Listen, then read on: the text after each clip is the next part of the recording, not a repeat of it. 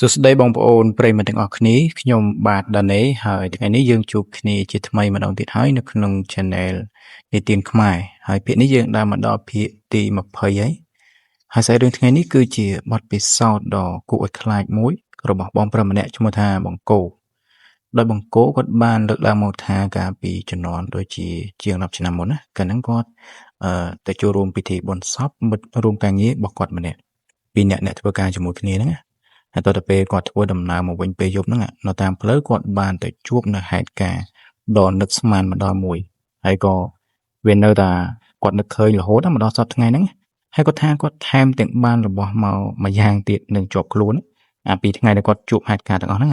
គឺបានរបស់មួយទៀតមកជាប់ខ្លួនរហូតមកដល់ឥឡូវហ្នឹងអូខេឥឡូវយើងប្រហើបតែប៉ុណ្្នឹងបានហើយបើចង់ដឹងថាបង្គោគាត់ជួបហេតុការណ៍ចម្លែកបែបណាខ្លះតោះឥឡូវយើងចូលទៅស្ដាប់សាច់រឿងពេញរបស់គាត់ទាំងអស់គ្នារឿងមួយហ្នឹងគឺបានកើតឡើងក្នុងអំឡុងពេលដែលបង្គោហ្នឹងគាត់ធ្វើការនៅក្នុងក្រុមហ៊ុនឯកជនមួយនៅពេញយើងហ្នឹងណាហើយគាត់ថាគាត់ធ្វើការនៅក្នុងក្រុមហ៊ុនហ្នឹងយូរឆ្នាំដែរហើយស្គាល់គេស្គាល់ឯងមិត្តភ័ក្តិពេញតាក្នុងកន្លែងធ្វើការហ្នឹងណាហើយគាត់ថារហូតមកដល់ថ្ងៃមួយថ្ងៃហ្នឹងគឺដូចតាទូទៅដូចថ្ងៃធម្មតាអញ្ចឹងក៏ស្រាប់តែមានបងប្រុសម្នាក់អង្គុយធ្វើការគៀនបង្គោហ្នឹងគាត់ល្អូថាគាត់ជឿពោះហើយបង្គោសួរថាបងឯងកើតអីហើយមិនបានជឿពោះអញ្ចឹងញ៉ាំអីខុសមែនបានគាត់ថាប្រហែលជាគាត់អត់បានញ៉ាំបាយពេលព្រឹកថ្ងៃហ្នឹងអញ្ចឹងក៏ជឿពោះទៅហើយបន្ទាប់ពីគាត់ល្អូហើយហ្នឹងគាត់ក៏ដើរទៅរកថ្នាំលេបហើយបន្ទាប់ពីលេបថ្នាំហើយគាត់អត់បានមកធ្វើការណាគាត់ទៅរកកន្លែងដេកសម្រាប់អីមកសន្ទុះអញ្ចឹងទៅប៉ុន្តែថ្ងៃហ្នឹងបង្គោគាត់ថាបងប្រុសម្នាក់ហ្នឹងអត់មកធ្វើការវិញណាគាត់ដេកសម្រាប់ដេកដល់ម៉ោងចេញបន្ទាប់មកក៏ចេញពីធ្វើការទៅហើយទោះតែពេលស្អែកឡើងបងប្រុសម្នាក់ហ្នឹងគាត់ក៏មកធ្វើការដូចតាមទូទៅអញ្ចឹងណាធម្មតាប៉ុន្តែរហូតមកដល់ថ្ងៃរសៀលបន្តិចប្រហែលជាម៉ោង1ម៉ោង2ហ្នឹងគាត់ស្រាប់តែថាឈឺពោះទៀតហើយលើកហ្នឹងរឿងដូចឈឺខ្លាំងជាងមុនណាហើយទោះតែពេលគាត់ល្អូចុះល្អូឡើងអញ្ចឹងក៏ប្រធានផ្នែកហ្នឹងគាត់ដើរមកកាត់គាត់លឺអញ្ចឹងគាត់ក៏ទៅសួរបុគ្គលិកផ្សេងទៀតថាតើមានអ្នកណាគេស្ម័គ្រចិត្តជួយបងប្រុសម្នាក់ហ្នឹងទៅពេទ្យអត់ព្រោះថាគាត់ទៅពេទ្យខ្លួនឯងអត់បានទេមើលទៅអាការៈដូចឈឺខ្លាំងដែរណាអញ្ចឹងក៏ពេលហ្នឹងមានបងប្រុសម្នាក់ឈ្មោះថាសាក់តែគាត់ធ្វើខាងផ្នែករដ្ឋបាលណាគាត់ថាឥឡូវចាំគាត់អ្នកជូនទៅហើយបន្ទាប់មកក៏ប្រធានផ្នែកហ្នឹងរៀបចំឲ្យបងប្រុសម្នាក់ដែលឈឺពោះហ្នឹងជិះឡានទៅជាមួយបងសាក់ទៅហើយថ្ងៃហ្នឹងនៅក្នុងកន្លែងធ្វើការប្រវត្តិហ្នឹងក៏អត់មានចរាចរណ៍អីទេណាព្រោះថារឿងតូចតាចហ្នឹងគ្រាន់តែបុគ្គលិកគាត់ឈឺពោះឈឺអីហ្នឹងមែនទេចឹងក៏បន្តធ្វើការតាមធម្មតាទៅហើយលុះស្អែកឡើងពេលដែលបង្គោគាត់មកដល់កន្លែងធ្វើការនេះគាត់ក៏ទទួលបានដំណឹងដ៏រន្ធត់មួយគឺថាអញ្ចេះបងប្រុសម្នាក់ដែលគាត់ឈឺពោះទៅពេទ្យទៅមកមិនសមអីហ្នឹងឥឡូវហ្នឹងគាត់ស្លាប់បាត់ហើយស្លាប់ថ្ងៃហ្នឹងអាពេលចិត្តភ្លឺអត់ទៅពេលលឺអញ្ចឹងគាត់រៀងដូចថារន្ធត់ដែរណាមនុស្សធ្លាប់ធ្វើការជាមួយគ្នាមករាប់ឆ្នាំហើយមើលទៅដូចជាអត់មានឈឺអីធ្ងន់ធ្ងរផងគាត់គ្រាន់តែឈឺពោះធម្មតាហ្នឹងតែនេះគ្រាន់តែបង្គោគាត់មើលតាមជាក់ស្ដែងគឺឃើញអញ្ចឹងមែនអត់មានទៅឈឺអីធ្ងន់ធ្ងរទេប៉ុន្តែបើតាមគ្រួសាររបស់បងប្រុសម្នាក់ដែលទៅតែស្លាប់ហ្នឹងគាត់ប្រាប់មកថាអញ្ចឹងតាមពិតទៅប្តីរបស់គាត់ហ្នឹង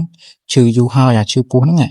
ប៉ុន្តែគាត់អត់ដែលទៅពេទ្យអត់ដែលទៅពិនិត្យអីទេឈឺគាត់ទុកចោលទៅជួនកាលក៏វាបាត់ខ្លួនឯងពេលខ្លះទៀតគាត់លេបថ្នាំលេបអីចឹងបាត់ក៏បាត់ទៅគាត់អត់មានបានទៅពិនិត្យថាអាការឈឺពោះហ្នឹងមូលហេតុមកពីអីឲ្យពិតគ្រាន់តែអត់មានបានទៅពិនិត្យទៅឆ្លោះអីទេអញ្ចឹងគាត់ឈឺអញ្ចឹងមករាប់ឆ្នាំហើយតទៅពេលថ្ងៃម្សិលមិញហ្នឹងទៅពេទ្យពិនិត្យមើលទៅបានឃើញថា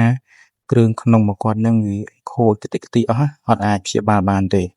អញ្ចឹងចង់ព្យាបាលក៏វាហួសពេលដែរទៅពេលអញ្ចឹងក៏ហ្នឹងហើយជួយអត់បានណាក៏ស្លាប់ទៅហើយពេលហ្នឹងក៏ខាងមេរបស់បង្គោហ្នឹងគាត់ចិត្តល្អដែរណាគាត់ថាចង់ឲ្យបុគ្គលិកទាំងអស់គ្នាហ្នឹងទៅចូលរួមពិធីបុណ្យសពរបស់បងប្រុសម្នាក់ហ្នឹងទៅព្រោះថាយើងធ្លាប់ធ្វើការជាមួយគ្នាស្គាល់គ្នាមានអនុស្សាវរីយ៍អីជាមួយគ្នាប៉ុន្តែអត់អាចទៅម្ដងទាំងអស់គ្នាបានទេឆ្លាស់គ្នាទៅអញ្ចឹងណាអ្នកខ្លះទៅព្រឹកមកថ្ងៃអ្នកទៅថ្ងៃមកល្ងាចអីចឹងទៅហើយបង្គោគាត់ថាថ្ងៃហ្នឹងគាត់ជាប់រវល់កិច្ចការងារសំខាន់មែនទែនអត់អាចឈប់បានទេក្នុងថ្ងៃហ្នឹងហើយបងសាក់ហ្នឹងក៏ដូចគ្នាគាត់រវល់ការងារដែរក្នុងថ្ងៃហ្នឹងអញ្ចឹងក៏ពីអ្នកពួកគាត់ហ្នឹងអត់បានទៅជាមួយគេទេធ្វើការរហូតបានទៅដល់ថ្ងៃស្អែកគាត់ក៏សុំមេរបស់គាត់ទៅថាថ្ងៃហ្នឹងគាត់ចង់ទៅបុណ្យបងប្រុសម្នាក់ហ្នឹងប៉ុន្តែគាត់សុំទៅពេលរសៀលក៏បានដែរព្រោះថាពេលរសៀលអញ្ចឹងទៅវាត្រជាក់ឯណាមួយទៀតពេលថ្ងៃហ្នឹងក៏នៅជាប់រវល់កិច្ចការងារអញ្ចឹងណា ហើយក៏មេប្រកបហ្នឹងអត់មានថាអីដែរពេលរសៀលចង់ទៅក៏ទៅហើយសុំច្បាប់សុំអីតាមហ្នឹងអញ្ចឹងទៅដោយគាត់ហ្នឹងសុំច្បាប់ពេលរសៀលហ្នឹងមួយកណាត់ថ្ងៃហើយស្អែកពេញមួយថ្ងៃទៀតដូចថាយើងទៅពេលរសៀលល្មមតែទៅដល់វាងាយហើយតម្រាំតែចាប់កម្មវិធីអីវាយប់អញ្ចឹងគាត់មកទាំងយប់ហើយស្អែកឡើងហ្នឹងគាត់ចង់ដេកឲ្យវាស្រួលខ្លួនហើយមេប្រកបហ្នឹងក៏ស្រួលទៀតអត់មានថាអីទេតាមដំណើរទៅតាមសបាយអញ្ចឹងពេលដែលពួកគាត់ធ្វើការរហូតមកដល់ថ្ងៃរសៀលហើយក៏នាំគ្នាបើកឡានមកពីវិញហ្នឹងបើកមករហូតមកដល់កំពង់ឆ្នាំងនឹងផ្លាស់ប្ដូរគ្នាបើកម្នាក់ម្ដងអញ្ចឹងទៅពេលដែលមកដល់ហ្នឹងក៏ចំជាពេលដែលគេបូជាសពហើយល្មមក៏ជួយរើសធាតរើសអីគេហើយក៏នឹងអង្គុយកន្លែងកម្មវិធីនឹងទីទៀតទៅរហូតទៅដល់ម៉ោង7ជាងបានពួកគាត់ហ្នឹងធ្វើដំណើរត្រឡប់មកពេញវិញណាហើយគាត់ថាមកតាមផ្លូវហ្នឹងគាត់បើករៀងដូចយឺតលេងទេហើយបញ្ជាក់មួយបងប្អូនកន្លែងផ្ទះរបស់បងប្រុសម្នាក់ដែលស្លាប់ហ្នឹងគឺគាត់មិនមែននៅជាប់ផ្លូវធំទេណាហើយចូលទៅដល់ក្នុងវាឆ្ងាយមកណាមកណីអញ្ចឹងណាបើយើងដូចថាអ្នកមិនបកកាយចំណាំផ្លូវអីអាចនឹងវែងបានប៉ុន្តែពួកគាត់គាត់ថាគាត់ធ្លាប់នៅពេញធ្លាប់ជិះផ្លូវវាអញញ៉ៃពិបាកចាំដែរគាត់ចាប់បានណាអញ្ចឹងតាមផ្លូវតាមស្រុកតាមភូមិនេះប្រហែលជាវាគ្មានបញ្ហាទេហើយពីអ្នកពួកគាត់ហ្នឹងក៏បន្តបើធ្វើដំណើរតាមផ្លូវហ្នឹងអញ្ចឹងទៅហើយគាត់ថាពីផ្ទះរបស់បងប្រុសម្នាក់ដែលស្លាប់ហ្នឹង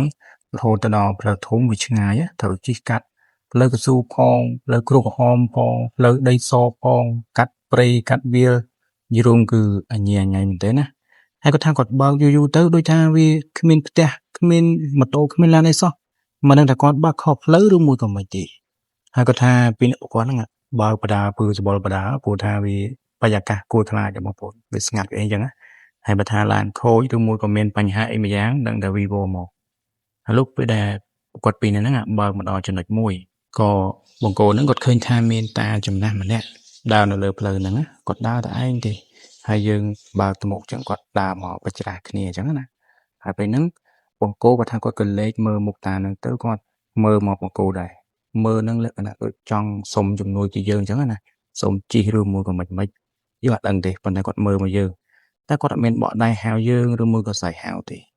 ហើយមកសាក់គាត់ប្រហែលជាឃើញដែរមើលទៅហើយពេលហ្នឹងក៏អត់មានបានឈប់ដែរហើយក៏បើហួសតាហ្នឹងទៅហើយបង្គោលគាត់ក៏លន់មាត់និយាយគាត់ថាបងអញមានឃើញដូចខ្ញុំឃើញអត់មិញ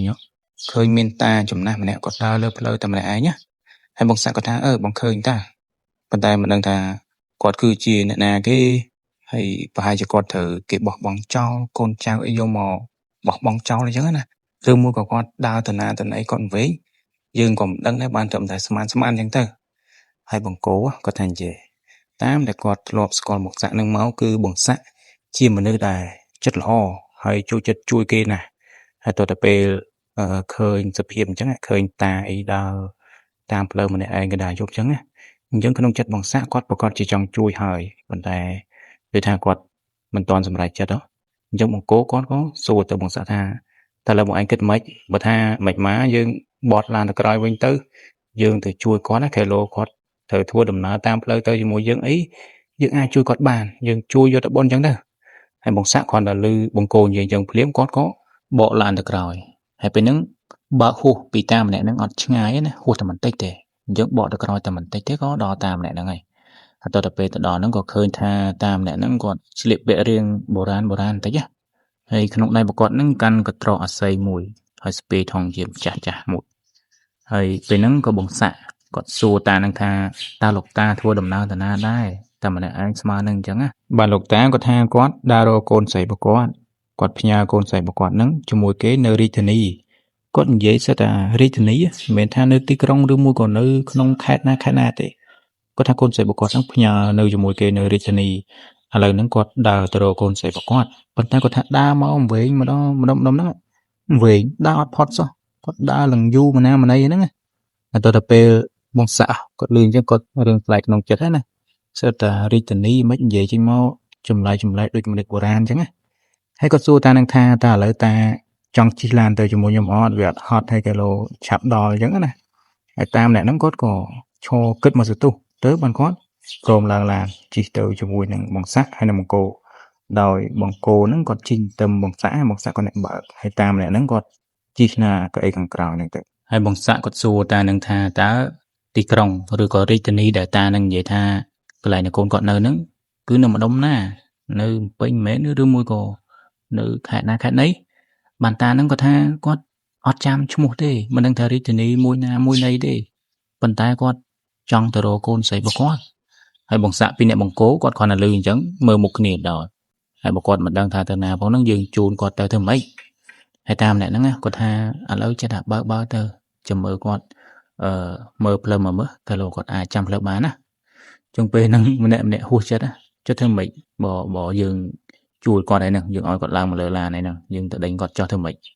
អញ្ចឹងបន្ទាប់ពីលោកតាហ្នឹងគាត់ក៏លេចមើលចុះឡើងមកសន្ទុះស្រាប់តែគាត់មើលទៅដូចមានទំនុកចិត្តឡើងវិញគាត់ថាឥឡូវហ្នឹងគាត់ចាំផ្លូវបានហើយបើកតាមគាត់ទៅគាត់ប្រាប់ហើយក៏មកសាបើកតាមតាហ្នឹងទៅតាហ្នឹងគាត់ថាអូបត់ទៅនេះអូបត់ទៅនោះអូទៅត្រង់អូទៅនេះទៅនោះយីរួមគឺបត់ច្រើនត្រឡប់មែនតើណាដល់ថ្នាក់បងសាក់ហ្នឹងគាត់នឹងចង់ភ័យគាត់ប្រាប់បង្គោលថាឲ្យជួយចាំផ្លូវគ្នាផងគីឡូគាត់មិនវិញព្រោះថាបត់វាច្រើនតង់ពេកគីឡូមិនម៉ាលេងរកផ្លូវទៅពេញវិញអត់ឃើញអញ្ចឹងលុះបត់ទៅបត់មកវាច្រើនត្រឡប់ពេកក៏បងសាក់នេះគាត់សួរតាមអ្នកហ្នឹងថាតាតើផ្លូវដែលតាឲ្យខ្ញុំបើកទៅហ្នឹងតើជាផ្លូវពិតប្រាកដមែនអត់ផ្លូវដែលទៅរកកូនស្រីរបស់តាមែនអត់ឬមួយក៏តាគ្រាន់តែចង់លេងសើចង់ធ្វើបាបខ្ញុំទេ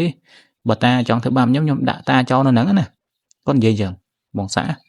ហើយតាតទៅពេលឮសូរបងសាក់និយាយចឹងគាត់លេងទឹកភ្នែកលេងកលោងមកដូចចង់យំអញ្ចឹងយើងដឹងហើយថាតាគាត់មិនបានលេងសើចទេគាត់ថាផ្លូវដែលគាត់ប្រាប់ហ្នឹងគឺជាផ្លូវដែលត្រូវទៅរកកូនស្រីរបស់គាត់មែនហើយគាត់នឹកកូនណាស់គាត់បែកកូនមកយូរឆ្នាំហើយគាត់មិនបានមកលេងសើចអីជាមួយយើងទេហើយអញ្ចឹងបងសាក់គាត់ក៏បន្តបើកតាមតានឹងប្រាប់ទៅណាលក្ខណៈដូចថាយើងជួយគាត់ឲ្យជួយឲ្យដល់ត្រើយចឹងតាមអ្នកហ្នឹងគាត់ក៏បន្តប្រាប់ទៀតទៅបត់ទៅនេះបត់ទៅនោះទៅមុខត្រង់ទៅនេះទៅនោះចិត្តតែប្រាប់អញ្ចឹងទៅហើយដល់ថ្នាក់បង្គោលគាត់យកกระดาษយកមកកត់ខ្លាចថាចាំអត់បានភ្លេចព្រោះថាវាភ្លើញ៉ៃពេកហើយគាត់ថាបើកទៅបើកមកបើកទៅបើកមកដូចមកដល់កន្លែងទៅដែរបង្គោលគាត់ថាប៉ុន្តែគាត់គិតថាចេះកាឡូវាផ្លូវនឹងព្រិចផ្លូវវាស្តៀងគ្នាអញ្ចឹងវាអត់មានអីចម្លែកទេមែនទេសិតតែដើមឈើសិតតែផ្លូវអីដីសផ្លូវគ្រូក្រហមអញ្ចឹងទៅអញ្ចឹងគាត់ថាបើស្រាប់តែបានមកសន្ទុះធំក៏ស្រាប់តែតាមអ្នកហ្នឹងគាត់ផ្ទះកៅអីបង្គោលផាំងគាត់ថាបត់ក្រោយគាត់ថាហួសហ่าកន្លែងផ្លូវបត់ចូលហើយអាផ្លូវហ្នឹងតែគាត់ដូចថាតាមរោមកយូរហើយគាត់ដើរម្ដងសោះឥឡូវហ្នឹងឡានបើកទៅហួសហើយឲ្យបងសាក់ហ្នឹងបកឡានមកក្រោយវិញហើយបងសាក់គាត់ថាពេលដែលគាត់បើកមកមិញហ្នឹងអត់មានឃើញផ្លូវបត់ទៅណាទេផ្លូវត្រង់ធម្មតាអញ្ចឹងហ្នឹង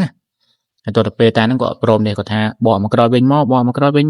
លូវមិញហ្នឹងគាត់ឃើញច្បាស់ណាស់អញ្ចឹងក៏បងសាក់គាត់ខ្ជិលសាំច្រើនណាគាត់ក៏អាយ៉ែឡានហ្នឹងមកក្រោយបន្តិចមកប្រហែលជា30-40ម៉ែត្រហ្នឹង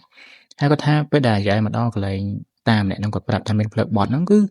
ស្រាប់តែឃើញមានផ្លូវបត់មែនប៉ុន្តែលក្ខណៈជាផ្លូវដីសអាផ្លូវដែលគាត់កំពុងតែបើកហ្នឹងជាផ្លូវគ្រូក្រហមតែផ្លូវដែលអាយ៉ែឡានមកឃើញមិញហ្នឹងគឺជាផ្លូវដីសហើយសងខាងសុទ្ធតែស្មៅហើយមើលទៅដូច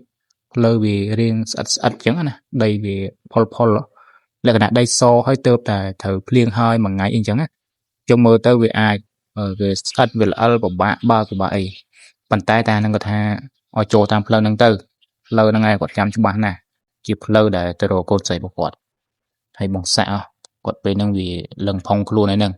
យើងចូលតែជួយគាត់ហើយយើងមកដាក់គាត់ចោលកន្លែងហ្នឹងមិនកើតមែនទេអញ្ចឹងក៏បើកចូលតាមអាផ្លូវដីសដែលតានឹងប្រាប់ទៅហើយគាត់ថាតើដាក់លេខពង2ដែរអីមិនទេខ្ញុំវាអត់សូវច្បាស់ដែរអារឿងឡានហ្នឹង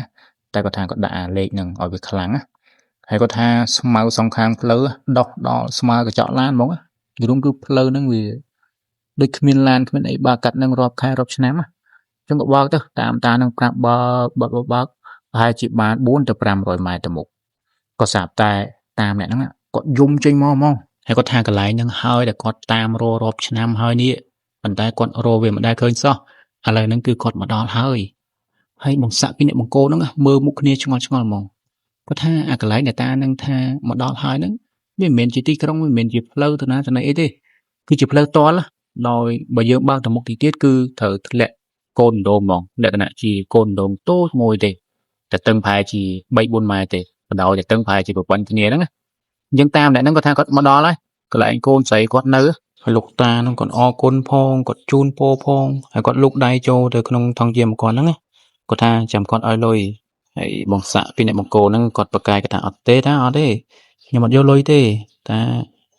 មិនចាំឲ្យលុយអីទេខ្ញុំអត់យកទេប៉ុន្តែតាហ្នឹងគាត់ថាឲ្យយកទៅអត់អីទេហើយគាត់ក៏យកលុយរបស់គាត់ហ្នឹងដាក់នៅកន្លែងយើងដាក់កំប៉ុងទឹកដាក់អីបងប្អូនចិត្តកន្លែងយើងបើកកលឹះទ្វារហ្នឹងតាហ្នឹងក៏ដាក់លុយនៅហ្នឹងហើយគាត់ក៏បើកទ្វារឡានដើរចេញទៅហើយតាមម្នាក់ហ្នឹងគាត់ដើរក្បែរជុំវិញឡានមកជុំពីជុំហើយស្រាប់តែគាត់លេចហក់ចូលទៅក្នុងអាកូនស្រះតូចមួយហ្នឹងហក់ចូលប្រងហើយលេចហែលខ្វាយតែបន្តិចទេបន្ទាប់មកក៏លេចចូលក្នុងស្រះហ្នឹងបាត់ហើយបងសាក់នេះហេតុតែគាត់ជាមនុស្សដែលចិត្តល្អឃើញតានឹងហក់ចូលក្នុងស្រះអញ្ចឹងខ្លាចថាគាត់លងឬមួយក៏គាត់អាចនឹងមានបញ្ហាអីក៏បងសាក់ហ្នឹងលោតទៅតាមតានឹងហ្មងទៅហើយបង្គោលគាត់អត់បានលោតទៅតាមទេគាត់នៅឈរមើលពីលើគោកទៅហើយឃើញថាបងសាក់ហ្នឹងគាត់ដើររាវរោតាហ្នឹងប៉ុន្តែរាវអត់ឃើញវាចម្លែកដែរព្រោះថាស្រះហ្នឹងវាតូចមែនទេតែតឹងថា4ម៉ែត្រចុះបដោយអី3-4ម៉ែត្រហ្នឹងអញ្ចឹងគាត់រាវអត់ឃើញហើយតាហ្នឹងគាត់ទៅតែចុះទៅមិញហ្នឹងហើយទឹកហ្នឹងអត់ជ្រៅទេប្រហែលជាត្រឹមក្លៀកហ្នឹងហើយបងសាក់គាត់រាវមកសតុះហើយគាត់ស្រែកមកប្រាប់បង្គោលថាអត់ឃើញតាហ្នឹងទេមិនដឹងថាគាត់ទៅណាបាត់ទេប្រហែលជាផុកស្រូបបាត់ហើយមើលទៅហើយតទៅពេលបង្គោលលឺអញ្ចឹងគាត់ចាប់ផ្ដើមឆ្ងល់ដែរណាតែផុកស្រូបមិនគាត់ដូចថាមិនដែលលឺអញ្ចឹងគាត់ក៏ហៅបងសាក់ហ្នឹងឲ្យឡើងមកលើគោកវិញសិនមកខេឡូផុកស្រូបទៅម្នាក់ទៀតហើយតទៅពេលបងសាក់គាត់ឡើងមកដល់លើគោកហើយក៏បង្គោលហ្នឹងចាប់ផ្ដើមទេទៅហៅប៉ូលីសដើម្បីឲ្យជួយរាវជួយអន្តរាគមន៍អីចឹងទៅព្រោះថាវាជារឿងធំដែរមានមនុស្សមានអីគាត់លិចទៅក្នុងទឹកចឹងអាចដល់ថ្នាក់គ្រោះថ្នាក់ដល់ជីវិតហ្នឹងមែនទេបងប្អូនអញ្ចឹងក៏ទេហៅប៉ូលីសមកហើយពេលហ្នឹងពួកគាត់ចាំនឹងមកយូរគួរសមផ្លែតម្រាំតែប៉ូលីសមកដល់ណាហើយតទៅពេលហ្នឹងក៏ខាងប៉ូលីស4នាក់គាត់ចុះទៅក្នុងស្រះដែលបង្គោលគាត់ប្រាប់ថាតាមម្នាក់គាត់ចូលទៅក្នុងស្រះហ្នឹងហើយបាត់ហ្នឹងចុះរាវទៅហើយដូច5អញ្ចឹងស្រះហ្នឹងវាអត់មានធំទេអញ្ចឹងគាត់រាវតែមួយផ្លែតទេសពពេញស្រះហើយគាត់ថាអត់មានប៉ះសាក់សពឬមួយក៏មានអីចម្លែកផងមានតែផុកសុទ្ធហ្នឹងប៉ូលីសគាត់ប្រាប់មកអញ្ចឹងហើយគាត់ថាបើបង្គោលពីអ្នកបងសាក់ហ្នឹងខកប៉ូលីសតែហៅប៉ូលីសឲ្យមករាវមនុស្សក្នុងស្រះទាំងតែមានមនុស្សក្នុងនឹងសោះគឺអាចនឹងទៅប៉ូលីសប្តឹងឬមួយក៏យើងមានទោសព្រោះថានេះយើងដូចទៅរំខានពេលវេលាប៉ូលីសយើងទៅលេងសើចជាមួយប៉ូលីសហើយបងសាក់តើតើលឺសូប៉ូលីសស្ដីឲ្យអញ្ចឹងគាត់ក៏នឹកឃើញថាមុនហ្នឹងតាហ្នឹងគាត់ឲ្យលុយមកដែរណាអញ្ចឹងគាត់ចង់ដើរទៅយកលុយតែតាហ្នឹងឲ្យមកប្រាប់ប៉ូលីសថានេះតាហ្នឹងគឺមានមែនគាត់ឲ្យលុយឲ្យអីទៀតចង់ប្រាប់ថាអញ្ចឹងតែតោះទៅពេលដែលបងសាក់គាត់មករកកន្លែងតាហ្នឹងគាត់ទុកលុយហ្នឹងក៏ស្រាប់តែបងសាក់ហ្នឹងគាត់ថាគាត់លងញាក់ព្រឺតព្រោះថាលុយដែលតាហ្នឹងឲ្យហ្នឹងឥឡូវហ្នឹងវាคล้ายទៅជាដុំលោហៈអ្វីម្យ៉ាងពីរដុំប៉ុនមេដៃពណ៌ប្រាក់ហើយយើងមើលទៅដូចជាលុយពីជំនាន់បុរាណអញ្ចឹងហើយតទៅពេលគាត់យកលុយហ្នឹងទៅឲ្យប៉ូលីសមើលបានប៉ូលីសហ្នឹងគាត់ថាពួកអូនឯងពីរនាក់ហ្នឹងប្រហែលជាទៅបានខ្មោចតាហ្នឹងគាត់លងព្រោះថាតាហ្នឹងគាត់ប្រហែលជាខ្មោចគាត់មិនមែនជាមនុស្សទេបើគាត់ពិតជាមនុស្សមែនណាគាត់លោតចូលទៅក្នុងស្រះហ្នឹងយើងទៅរាវគាត់ប្រកាសជាឃើញហើយព្រោះថាស្រះតូចតែមួយហ្នឹងមិនមែនជាទន្លេមិនមែនជាស្ទឹងអីណាអញ្ចឹងគឺតាហ្នឹងប្រកាសជាខ្មោចហើយប៉ូលីសគាត់ប្រាប់មកទៀតថាកន្លែងហ្នឹងតំបន់ហ្នឹងកាលពីមុនគឺជាទីក្រុងពីបុរាណហើយឥឡូវហ្នឹងវាមិនមែនជាទីក្រុងទេណាវាគាត់តែជាព្រៃហើយក្នុងស្រះហ្នឹងក៏ប្រហែលជាផ្ទះរបស់តាហ្នឹងកាលពីជំនាន់មុនអីចឹងទៅពេលគាត់មកដល់កន្លែងហ្នឹងគាត់ឃើញថាផ្ទះគាត់ក៏ដើរចូលទៅគាត់ថាឥឡូវហ្នឹងវាជាដងអញ្ចឹងណាហើយទៅពេលគាត់ចូលទៅក៏បាត់តាមហ្នឹងអញ្ចឹងទៅហើយពេលហ្នឹងពីអ្នកប្រកបហ្នឹងគឺបានធំតែភ័យបានធំតែមានអារម្មណ៍ថាវានឹកស្មានមកដល់បងប្អូនខ្ញុំពិបាករ៉ារាប់អារម្មណ៍ហ្នឹងប៉ុន្តែយើងសាកដាក់អារម្មណ៍យើងចូលទៅក្នុងអារម្មណ៍បងសាក់អារម្មណ៍បង្គោលមកថាតើបើយើងជួបរឿងអញ្ចឹងតើយើងមានអារម្មណ៍បែបណាជួបខ្មោចប៉ុន្តែខ្មោចហ្នឹងមិនលងមិនអីណាគឺគាត់ធ្វើដំណើរទៅរកកូនមកគាត់ទេហើយប្រហែលជាគាត់ធ្វើដំណើរហ្នឹងវារាប់រយឆ្នាំមកហើយចុះមនុស្សជំនាន់បុរាណកាលពីទីក្រុងហ្នឹងនៅមិនដឹងថាប្រហែល100ឆ្នាំមុនផងហ្នឹងហើយពេលហ្នឹងគាត់ប្រហែលជាដើររកកូនស្រីរបស់គាត់មែននឹងឯងតែប្រហែលជាដើរមកដល់ចំណុចណាមួយគាត់ក៏ស្លាប់ឬមួយក៏កើតមានអ្វីម្យ៉ាងធ្វើឲ្យគាត់នឹងមានគ្រោះថ្នាក់ដល់បាត់បង់អាយុជីវិតហើយអាពលឹងរបស់គាត់ហ្នឹងនៅតែបន្តដើររាប់រយឆ្នាំហ្នឹងតទៅពេលដែលជួបបង្គោលពីអ្នកបងសាក់ហ្នឹងពួកគាត់ទាំងពីរនាំមកដល់កន្លែងដែលលោកតាគាត់ចង់មកអញ្ចឹងគឺលោកតាប្រកាសជាលេខដើរទៀតឯមែនទេព្រោះថាគាត់មកដល់កន្លែងហ្នឹងមានអីទៅដើរទៀតអញ្ចឹងប្រហែលជាបង្គោលបងសាក់ហ្នឹងគាត់អាចបានបនបានអីដែរណាមែនទេអានេះបើតាមខ្ញុំគិតទេណាហើយចុងក្រោយបង្គោលគាត់ថាគាត់ យកលុយដែលតានឹងឲ្យម្ដុំហ្នឹងយកមកច្នៃធ្វើជាបតោងខ្សែកហើយបងសាក់វិញគាត់ក៏ទុកលុយតានឹងនៅក្នុងខ្លួនដែរទុកជាវត្ថុអនុស្សាវរីយ៍អញ្ចឹងណាព្រោះថាយើងនឹកស្មានមិនដល់ដែរមែនទេខ្មោចយើងមិនអាចប៉ះបានមិនអាចធ្វើអីបានទេបានតែឃើញប៉ុន្តែលុយដែលគាត់ឲ្យមកហ្នឹងគឺជាដុំលោហៈដុំអ្វីមួយយ៉ាងមួយពិតប្រាកដមែនណាដែលយើងអាចយកមកទុកអាចយកមកធ្វើជាបតោងខ្សែកបានទៀតអូខេហើយទាំងអស់នេះវាគឺជារឿងរ៉ាវរបស់បង្គោលពីអ្នកបងសាក់ដែលគាត់បានជួបអំឡុងពេលដែលគាត់ទៅចូលរួមពិធីបុណ្យសពមិត្តរួមកាយរបស់គាត់ហើយបងប្អូនយល់ឃើញយ៉ាងណាដែរចំពោះសាច់រឿងមួយនេះសម្រាប់ខ្ញុំគិតថាវាជារឿងដែលអស្ចារ្យមិនសូវខ្លាចប្រហែលទេប៉ុន្តែវាប្លែកគាត់អាចយកលុយរបស់តានឹងយកមកទុកបានយកមកធ្វើជាបតោងខ្សែកទៀតបង្គោលហើយបងសាក់គាត់ក៏មានម្ដុំដែរគាត់ទុកមើលទុកតាំងអញ្ចឹងទៅអាចថាវាជារបស់កម្ររបស់ពីបុរាណមកមែនទេបងប្អូនអូខេអញ្ចឹងសាច់រឿងថ្ងៃនេះមានតែប៉ុណ្្នឹងទេហើយយើងចាំជួបគ្នានៅរឿងនិទានថ្មីក្រោយៗទៀតសម្រាប់ថ្ងៃនេះពីខ្ញុំបាទដាណេសូមអរគុណសូមជម្រាបលា